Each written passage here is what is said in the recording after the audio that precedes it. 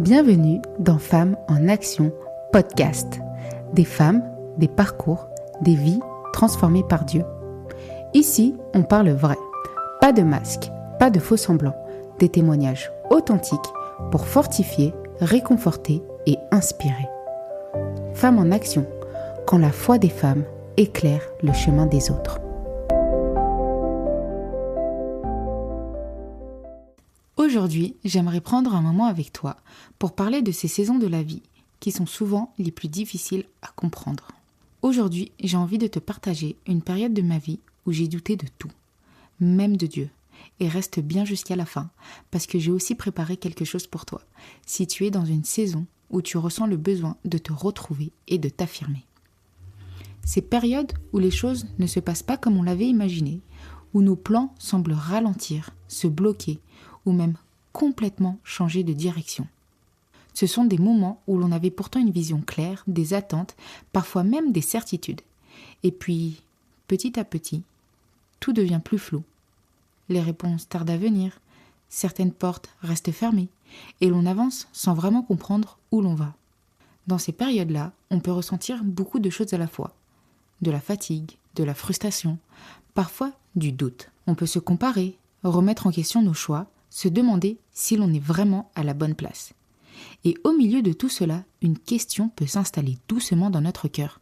Seigneur, est-ce que tu vois vraiment ce que je traverse en ce moment ? Dans le dernier épisode, Anna nous a partagé une partie de son histoire. Elle nous a parlé de cet amour qu'elle a retrouvé après 14 années de séparation. Si tu ne l'as pas encore écouté, je t'invite à le faire. 14 ans pendant lesquels sa vie a pris des directions inattendues, parfois douloureuses, parfois confuses.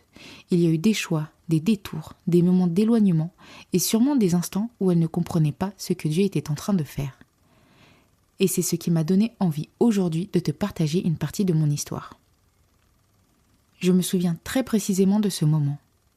J'étais devant mon écran, en train de chercher mon nom dans une liste que j'avais imaginée des dizaines de fois, que j'avais espéré, presque visualisé. C'était le jour des résultats et aussi le jour de mon anniversaire. J'ai fait défiler la liste une première fois, puis une deuxième. Mon nom n'apparaît pas. Alors je descends un peu plus bas jusqu'à une autre liste, beaucoup plus courte. Il y avait seulement 2 noms, dont le mien. À cet instant précis, tout s'est arrêté.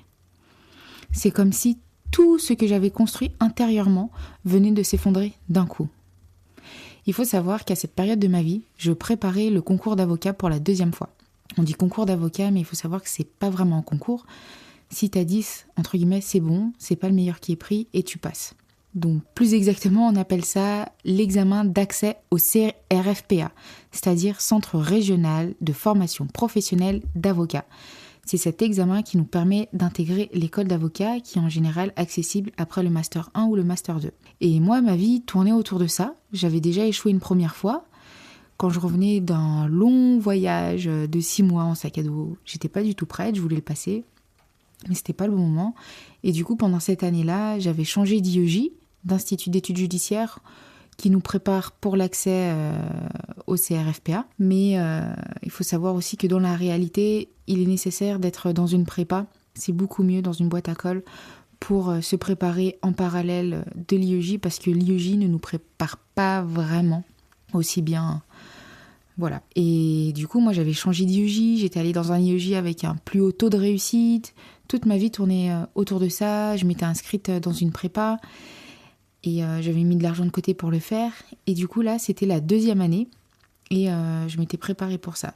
Et il faut savoir qu'en gros, cet examen, il se déroule en 2 étapes. Il comporte des épreuves écrites en fonction des spécialités qu'on a choisies. C'est des épreuves d'admissibilité et des épreuves orales d'admission. Si tu es admissible, tu passes le grand oral, le grand O, où tu prépares un sujet au hasard pendant 1 heure et tu dois le mettre à la lumière des droits et libertés fondamentaux, suivi d'un entretien de 45 minutes devant un grand jury, composé d'un magistrat, d'un avocat et d'un universitaire. Et il faut savoir que cet examen-là, tu as le droit à seulement 3 essais. Après, c'est fini. Si tu échoues ces 3 essais, là, il faut te réorienter vers autre chose. Donc, toute ma vie était organisée autour de réussir cet objectif. J'avais une vie très chargée à l'époque. Il faut savoir que toutes mes semaines étaient très rythmées, c'était vraiment exactement les mêmes pendant toute cette année. Le matin, de 5h30 à 7h30, je distribuais des journaux devant le métro. C'était un complément un job alimentaire, quoi. Ensuite, j'enchaînais direct avec mon stage, je partais à vélo direct à mon stage. Et là, voilà, un stage juridique, voilà. Donc avec la paye qui va avec, d'où le fait que je faisais les distributions de journaux pour aussi pouvoir avoir un peu de revenus complémentaires. Et le soir, je partais à la BU, bibliothèque universitaire. Et il faut savoir que je faisais les nocturnes. C'est-à-dire que je restais jusqu'à 22-23 heures et en général, j'allais dans les BU de faculté de médecine qui fermaient beaucoup plus tard que celles des facs de droit. Et j'allais là-bas, je bossais mes cours à fond. Et je me permets d'ouvrir une petite parenthèse. Avec le recul, je me rends compte que je ne savais pas vraiment travailler de manière efficiente et ultra efficace, travailler correctement. Parce qu'il faut savoir que dans le système scolaire classique, on ne nous apprend pas à apprendre. On nous donne des informations et on doit les retenir. On ne nous donne pas des clés pour réellement apprendre. Et c'est vraiment sur le tard, après mes études, que j'ai compris comment fonctionnait l'apprentissage et les différentes méthodes que l'on pouvait utiliser pour retenir des meilleures manières qui soient, que ça soit le map mapping, le palais mental ou encore plus connu les moyens mémotechniques. Et si ça vous intéresse vraiment de développer vos connaissances et vos capacités, je vous invite vraiment à lire 2 ouvrages. Il y en a un, c'est Connaissances illimitées de Mohamed Bouclé, qui est champion de lecture rapide.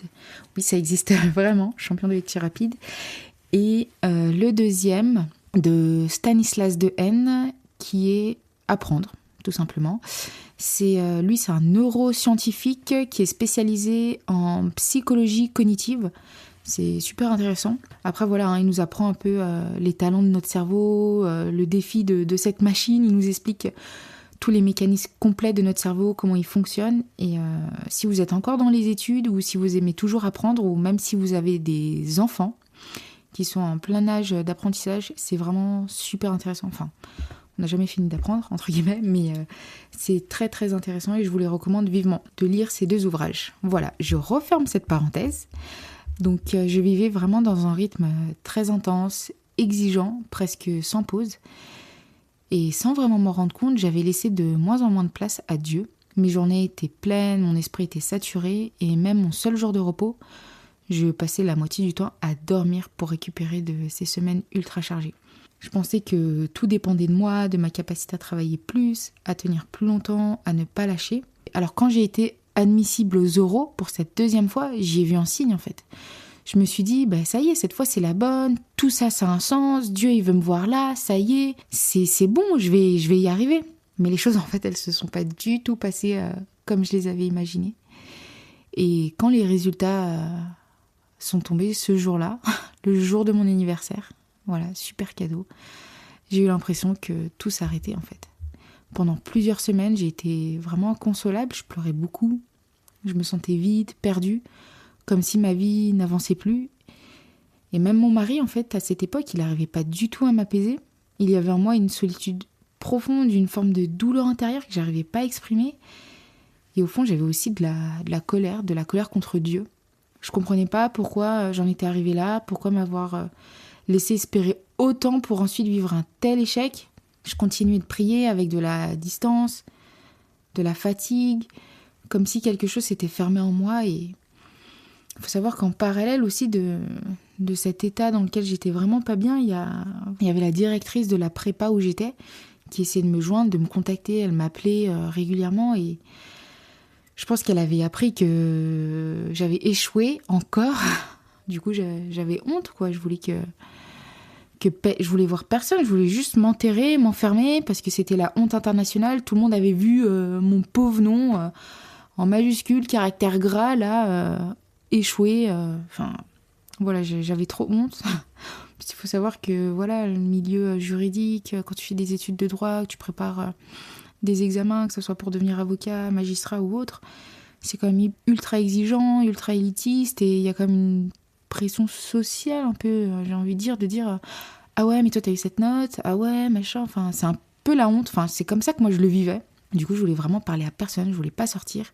Et en même temps, il faut savoir que aussi, on était un peu dans une phase de transition. Mon mari était en pleine reconversion.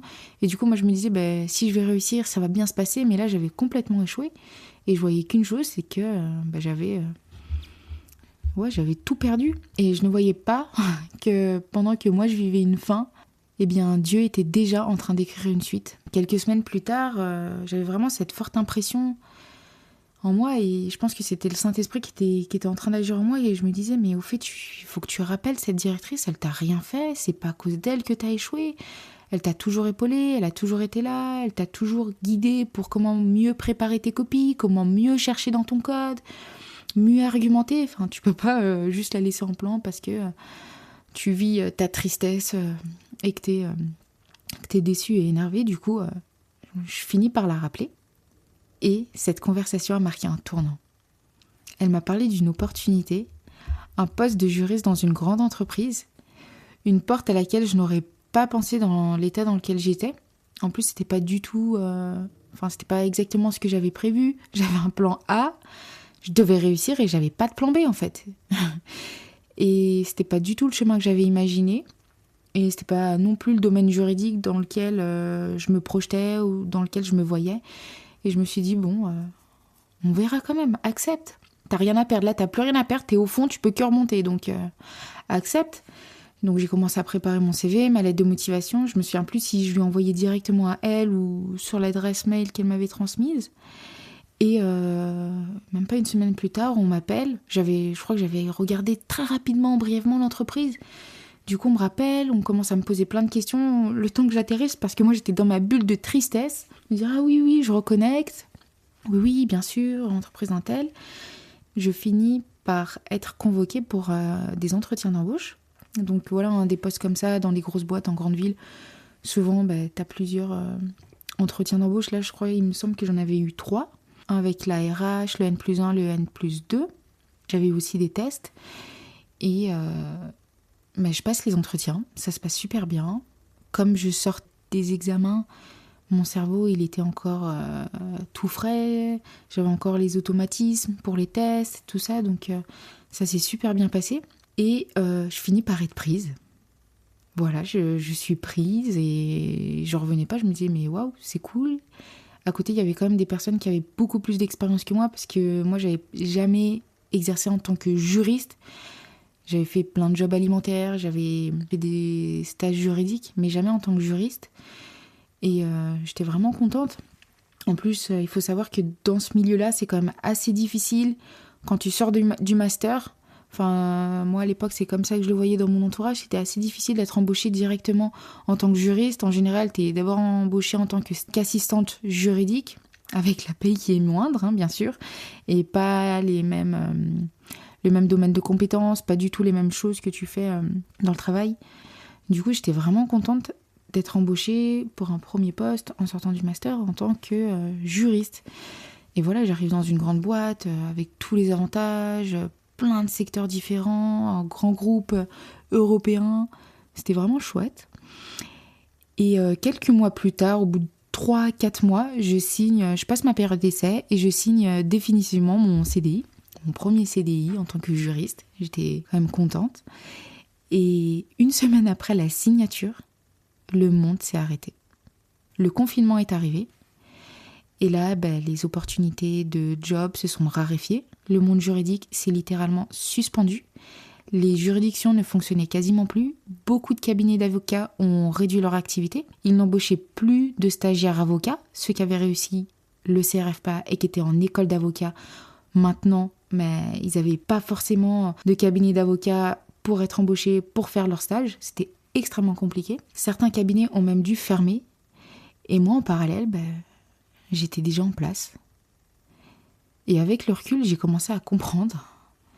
Pas immédiatement, mais progressivement, j'ai réalisé que ce que je considérais comme un échec n'en était pas forcément un et c'était pas une fin. C'était plutôt une redirection. Et que ce que je voyais comme une perte était peut-être une forme de protection de la part de Dieu, et que même dans ce moment où je me sentais abandonnée, eh bien lui ne m'avait jamais abandonnée, il n'avait jamais cessé d'agir. Et avec le recul, j'ai commencé à poser un regard complètement différent sur tout ce que j'avais traversé. Pas du jour au lendemain, mais petit à petit, en repensant à cette période, en revisitant ces émotions, ces incompréhensions et cette douleur vraiment intense que j'avais ressentie, je me disais, mais waouh, en fait, Dieu, il était là depuis le départ. Et moi, j'arrivais pas à voir, j'avais la tête dans le guidon et je voyais pas qu'il me redirigeait vers quelque chose de mieux. Et il faut savoir aussi que quand le confinement est arrivé, il faut savoir qu'on fonctionnait en mode dégradé au début. Toute l'équipe était en télétravail à la maison. Et comme tout fonctionnait au ralenti, on avait beaucoup moins de travail.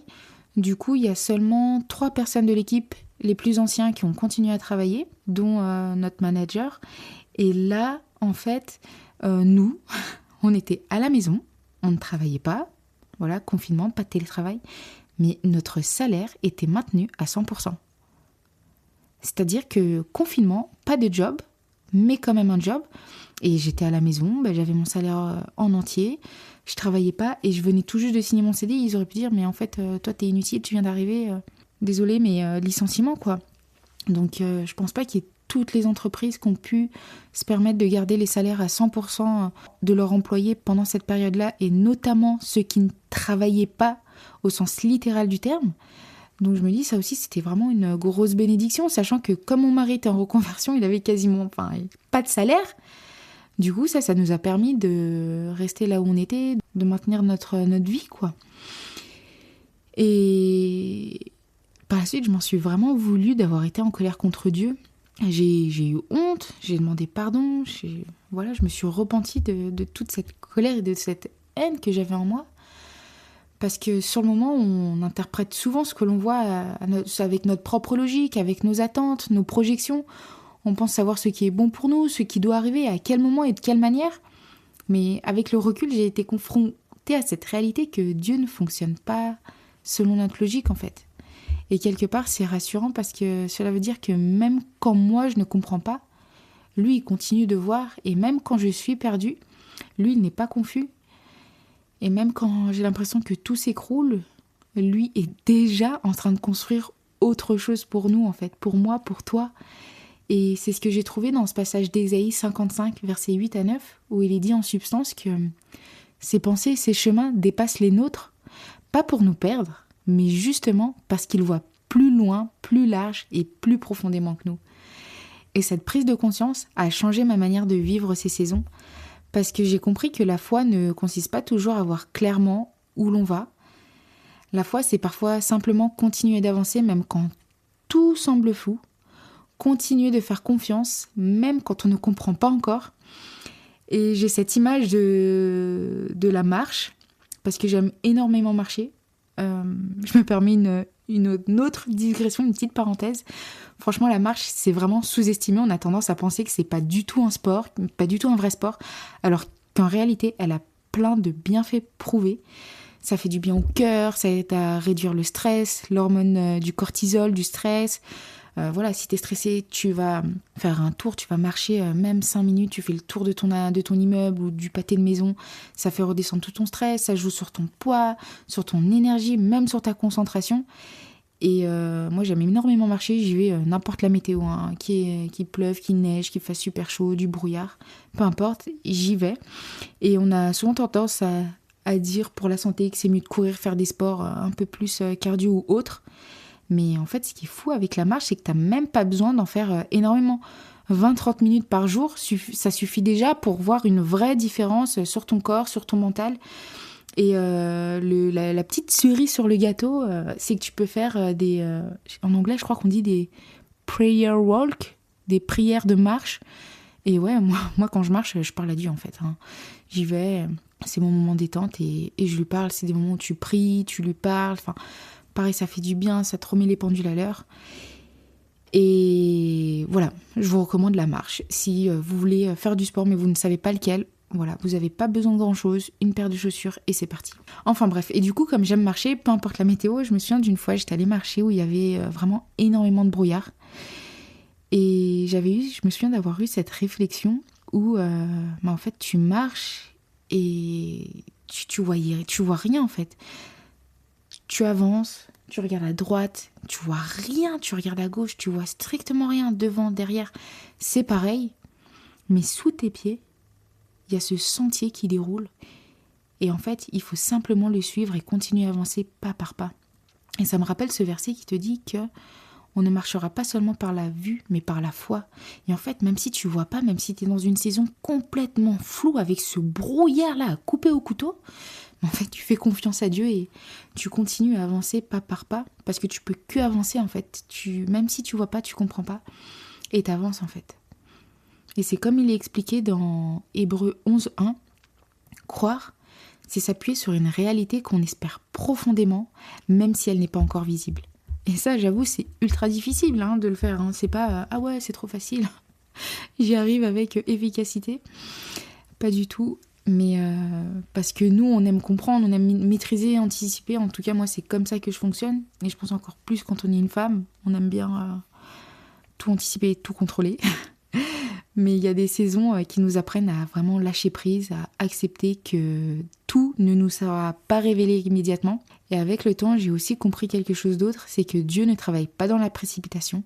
Il ne fonctionne pas forcément selon nos urgences du moment, même si il les voit clairement. Nous, on voudrait que les choses arrivent vite, que les réponses soient immédiates, que les situations se débloquent sans attendre. Après, je dis pas, il peut clairement le faire. Il y a des situations où il va le faire. Mais je sais aussi qu'il aime travailler en profondeur. Il prend le temps de construire, d'ajuster, de préparer tel le potier. Et souvent, c'est ce temps-là qui nous échappe. Mais ce temps-là n'est jamais perdu. Et comme il dit dans Ecclésiaste 3:11, il rend chaque chose belle au moment juste. Pas forcément au moment où nous avions imaginé. Pas forcément au moment que nous avions imaginé, mais au moment où tout est réellement prêt. Et avec le recul, je peux dire que même cette saison que je voyais comme un échec faisait partie de ce travail invisible. Alors si aujourd'hui tu traverses une saison floue, une saison d'attente ou un détour que tu ne comprends pas, j'aimerais vraiment te dire ceci. Tu n'es pas en retard, tu n'es pas oublié et ce que tu vis a sûrement du sens, même si tu ne le vois pas encore. Si tu traverses en ce moment une saison d'attente ou un détour inattendu, j'aimerais te proposer un petit exercice pour les 2 prochaines semaines en attendant notre prochain épisode. Chaque soir, note simplement une chose positive de la journée. Franchement, si tu as la flemme, tu n'es même pas obligé de le noter, de prendre un carnet, un stylo et autres.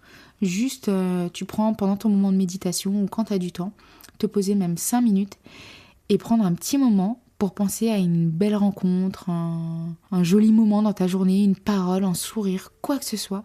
Et cela peut vraiment t'aider à voir ce que Dieu fait déjà dans ta vie.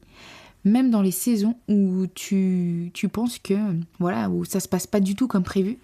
Parfois, ce sont ces toutes petites traces de lumière qui nous rappellent que Dieu est déjà à l'œuvre, même lorsque nous ne comprenons pas encore le chemin. Et si aujourd'hui, tu sens que c'est aussi un moment pour toi de te repositionner, de reprendre ta place, de t'affirmer, sache que j'ai créé un e-book qui s'appelle 5 leviers pour s'affirmer sans culpabiliser selon la Bible. C'est un e-book d'une 20aine de pages que j'ai créé comme cadeau de lancement pour ce podcast. Donc si tu n'es pas encore allé voir, si tu n'as pas encore cliqué, je t'invite vraiment à le faire. Tu trouveras le lien dans la bio sur les réseaux. Et voilà, c'est mon cadeau pour toi, pour le lancement de ce podcast, parce que j'aurais aimé avoir aussi ce genre de ressources dans certaines saisons de ma vie. Alors n'hésite pas. Et je te retrouve dans le prochain épisode. Et d'ici là, prends soin de toi, prends soin de ton cœur et reste attentive aux petits signes de Dieu dans ta vie. Ciao. Merci d'avoir écouté Femme en Action. Chaque témoignage est une vie touchée par Dieu et peut-être aujourd'hui la tienne. Si cet épisode t'a parlé, pense à le partager à une femme qui en a besoin. Abonne-toi sur Spotify ou Apple Podcast pour ne rien manquer des prochains épisodes et laisse une note ou un commentaire sur ces plateformes. Ça aide vraiment à faire rayonner ces histoires et à toucher encore plus de vies. Pour continuer à t'inspirer au quotidien, on retrouve Femme en Action sur les réseaux sociaux. À très bientôt, Femme en Action, quand la foi des femmes éclaire le chemin des autres.